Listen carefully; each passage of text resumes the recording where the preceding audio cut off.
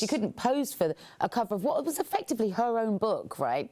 As much as it was never admitted while she was alive by her that this was her book. This was her book. Did she have a hand in things like how it looked, the font, the title of the book? Yeah, the title of the book was a crucial thing. She wanted it to be called Diana, The True Story.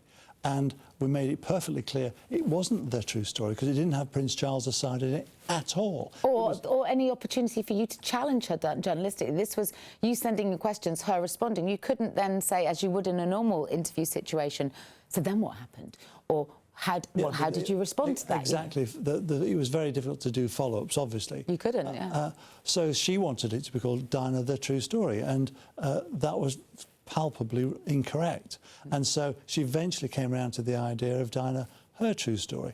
But she also, when we said we need some new, fresh pictures, she reached into her desk in her sitting room, pulled out the de Marchelier pictures and said, well, have a butcher's at these. And we have some other shots from the shoots that he did with her. He was a French photographer, high fashion, shot a lot for Vogue, Elle. Many years ago when I was working on Marie Claire, we hired him to shoot some big female celebrities. He was the man to go to at that time, and he really did make the most of his time with Diana. She radiated. And she had great faith in him to portray her in the way that he did. But curiously, my publisher forgot to ask him for a formal permission. And we were approaching the deadline for when the book was about to be printed.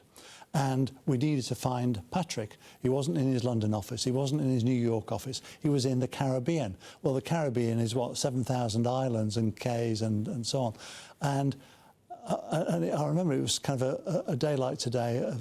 And, of course, you can't go to Patrick and say, by the way, this is Diana's book and she is giving permission, because nobody could know that she was in any... We did, actually. You did? I tracked him down. He was shooting models at a five-star hotel, and I just did a ring round the Caribbean. You did a ring round the Caribbean? In one frenzied afternoon of trying to get this permission. And we kind of danced around with him, and he just gladly said yes. If that's what the princess wants, that's what the princess gets. And he was as good as gold. He was. And he never betrayed that secret. That was a big risk to take at that point in the project, wasn't it? Well, yeah. Nobody knew. Nobody knew, and that was half the problem. It was like playing chess at 3 levels. You had my former colleagues on Fleet Street to worry about, the palace to worry about, and then the law to worry about. Because when we first went to a lawyer, he was very sceptical of the contents. Was he? Were you able to be frank with the lawyer and tell him who your source was? We were, yes, and he was still dismissive. He said, "Who is a court going to believe, Mr. Morton? You or the Prince of Wales?" Now King Charles, of course. So I mean, there was a real risk at every twist and turn with this, wasn't there? In terms of a risk to your credibility, because you knew you had the story of the century, arguably, the access that nobody else had, but you could never. You gave her your word, and you were good to your word until she passed in 1997. That you would never say that she had been complicit in the creation of this book. Yes, if she was now Queen Diana, I'd be saying to you, well, her friends and family helped, but not the Princess of Wales. I mean, you must have had some difficult conversations with her about landing the credibility of the book and being able to name certain sources that certainly within royal reporting circles did give you some credibility, that did give you some legs to stand on. Yeah, well, when we were trying to prove this relationship between Camilla and Charles, she actually obtained letters and postcards that Camilla had sent to Charles, which proved beyond belief that this was a proper grown-up, loving relationship. And when we mentioned it to the lawyer, he said, "Well, you can't use those at all." And Diana was furious. So she thought that we were kind of letting her down. What was her driver, do you think, for doing this book? I mean, let's just set the scene. We're in a pre-digital age when there is no right to reply, right? And she must never explain, and historically was encouraged to never complain. but she is the most written about, most reported woman in the world. It probably feels very misrepresented at times. What was she trying to land? She wanted people to know what about her situation? She wanted people to know about the truth about her situation. And it got to the point as well, that, and we tend to forget this, that Fergie was also involved. Her marriage was on the rocks. She wanted them both to, as it were, jump into the void. Diana very shrewdly avoided that mistake. But Diana wanted a life that was truthful and honest, and she was living this lie. And it wasn't just her that was living a lie. It was the detective who took Charles to Camilla's house, hidden under a blanket. It was the valet who would mark the Radio Times newspaper with the TV programmes he'd seen when he wasn't even there. It was the press officer who was, knew what was going on and just presenting the couple as radiantly happy. And I remember going on the Terry Wogan... She was feeling very gaslit at this point, wasn't she? Especially by the people that lived under her roof. The chefs that would prepare meals for Charles when they knew full well that he would not be home that night because he was elsewhere. People have said, oh, she was paranoid. She had every right to be paranoid because everybody... but most people were lying to her. They were holding on to a secret, and the secret was Charles's relationship with another man's wife. It's interesting, isn't it? Because for so long we put so much store by her interview with Martin Bashir, and we all know that has been shredded by way of credibility in terms of his route to her.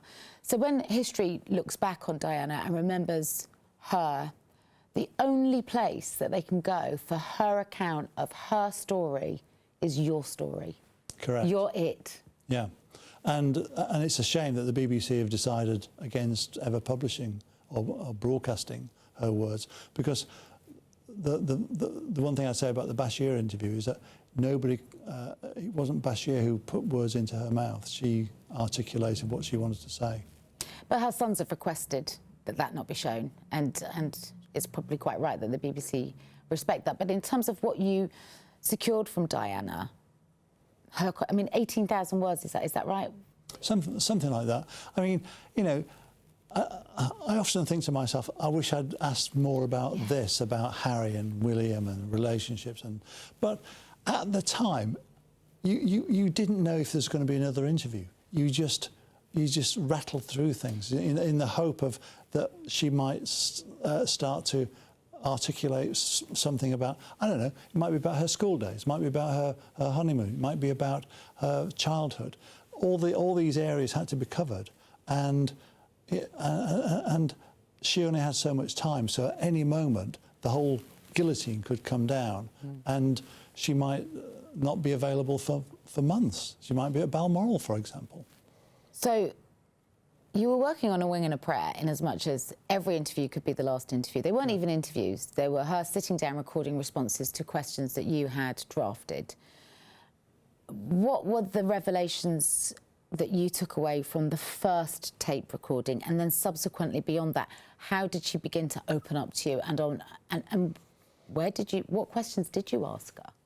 Well, the first interview, what I took away was the sense of despair and the fact that she spoke very quickly, almost like somebody trying to get a story out from a prison cell.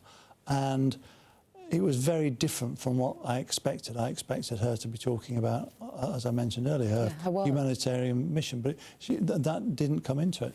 So you signed up for this book thinking that, great, she's going to talk about her work. You weren't in no way prepared for what came. No, and my publisher, he thought that James Coulter was a con man who would want money for it. And he said to me, if Diana's so unhappy, how come? And he showed me all his books. How come she's always smiling? And, that was it. I was swimming against the tide of public and popular opinion. And it took many years before people realised that actually Diana was behind the book.